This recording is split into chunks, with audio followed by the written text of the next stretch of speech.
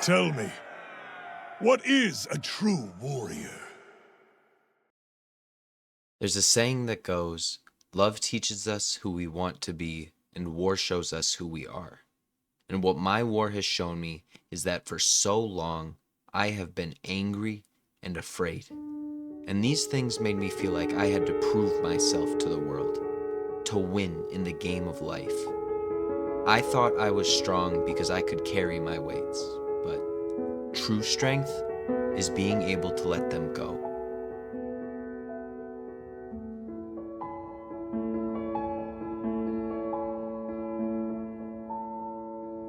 Part of this journey was to have an intimate rediscovery of myself and the person that I want to be. It was a chance to strip away everything around me and see if I liked what was left underneath, to separate myself from what I've been leaning on. Sometimes you must leave what you know to find out what you know, and what better place to do this than in the solitude of the mountains. I don't want to be at war with myself anymore. My spirit is exhausted. What I seek is a great peace, one only felt when living with a deep, unconditional love. The type of love best expressed by this beautiful world around me. For these things exist without any sense of ego. They exist without any evil. I want to be like them. I want to be a true warrior. I want to be a man wise enough to know he has no enemies. I want to be a man strong enough to remember it even when it feels like the whole world is against him. I want to be strong enough to give grace. I want to be strong enough to show mercy. I want to be strong enough to let go and find forgiveness no matter the wrongdoing. I want to be a man strong enough to always choose love, no matter what, no matter who, including myself.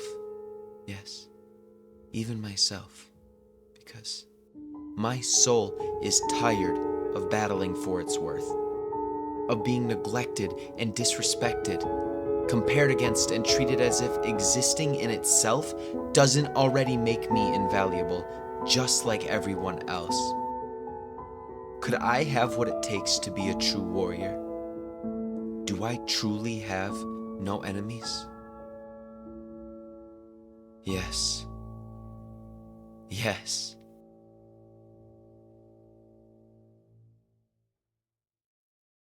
Listen to me, my son. You don't have enemies. The truth is that nobody has them. Nobody in this entire world deserves to get hurt. Not even yourself. I was originally going to film this while sitting at a park or something, but it was just easier to write a script and then read it. So enjoy this B-roll of me climbing a mountain in Roblox. But I have spent the entirety of this year devoted to studying myself. Digging, reflecting, facing, analyzing, questioning who I am, who I have been, and who I want to be. And it has led to a complete reset and restructure of my entire perspective on life. I touched on a few of these ideas in my Secret Life of Walter Mitty series, but this should help paint the full picture. I have spent a lot of my life fighting for my worth, measuring myself by external metrics, determining my value by ranking myself through comparison, and focusing more on where I was than who I was.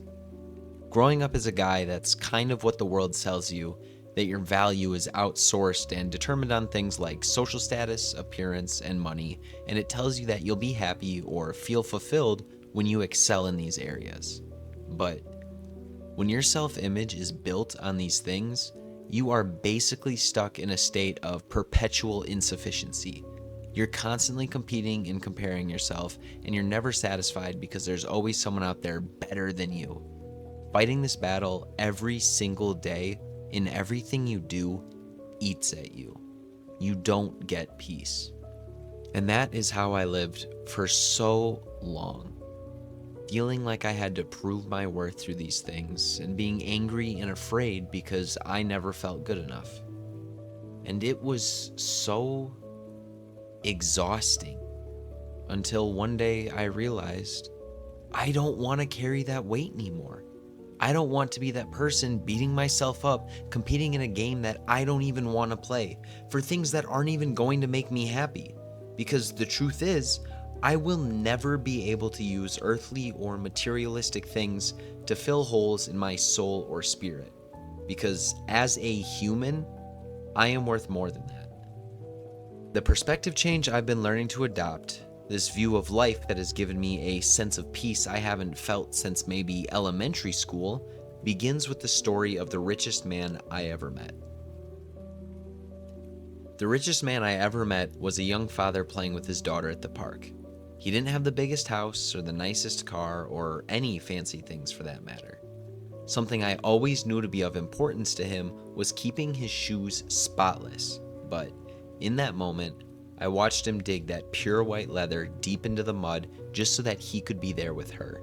And as I watched them smile, as I heard her laugh, I understood that I had been seeing life wrong. This is when I began to question how much the things I was defining myself by actually mattered. A few days later, while I was at work, my 3-year-old niece came in and told me that she had a surprise to show me. She asked me to close my eyes and began to dig into her backpack. When I opened them, she had pulled out this massive rock. I laughed and shared my amazement with her, and then she handed it to me and told me that she wanted me to have it.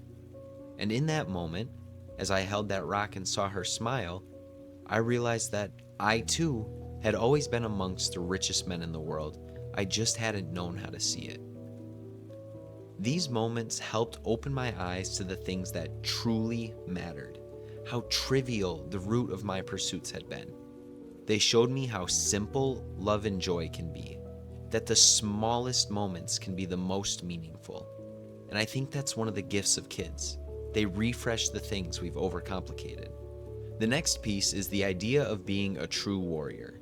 This concept comes from the show Vinland Saga, and it reinforces the truth that our character and integrity is what defines us. A true warrior has no need for a sword. You are not what you have or where you are, but who you are and what you do. And one of the most important pieces of being a true warrior is understanding that you have no enemies. A true warrior is someone who tries to love as unconditionally as possible because they understand that at our core, we are all just people. Maybe good people, maybe misguided people, but still just people. People who deserve love and kindness and forgiveness and everything from the beginning of this video. A lot of this also has to do with true masculinity versus what society today calls masculinity, but that's for another video. Another gem I found that explains this idea really well is this video. 10 out of 10, I completely recommend watching. It's a little goofy, but the message is great. I can link it in the description. The last piece of this new perspective is treating the world like your playground. As kids, we had dreams fueled by an active imagination. We would wake up and the day was a sandbox for whatever our hearts desired. We didn't care what other people thought because we were so fulfilled by the dream in our heart. We believed in it and tried to make it as real as possible. Treating the world like your playground means chasing that dream inside of you. It's understanding that success and fulfillment aren't things you earn or buy because your life isn't about performing or impressing. It's about creating. Think of your dream as your personal project and the world as your creative studio to bring that vision to fruition. And every day is a chance to develop it. Your dream is the journey, not the reward.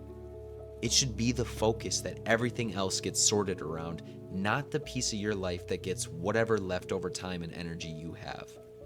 When you live like this, you get to drop the superficial weights. People aren't threats or competition, they're opportunities for connection, future friends waiting to be made. Your success isn't something they can define because your dream isn't for their approval. In conclusion, What I have learned in the pursuit of my dream is that fulfillment and happiness comes from living up to the standards that I expect of myself. For me, that means learning to love unconditionally and live courageously. It means pursuing my path, my dream, in a way that I'm proud of, and consistently working to be the best justice I can be for myself and for the people I care about. I genuinely feel so good about where I'm heading. I feel like I've rebuilt a solid foundation for myself in things that actually matter. And now I get to just focus on enjoying the pursuit of my dream without being plagued by meaningless weights. I hope this has positively impacted your life in some way. Maybe in the future I can dig a little deeper into parts, but thank you for watching, and remember, you have what it takes to be a true warrior.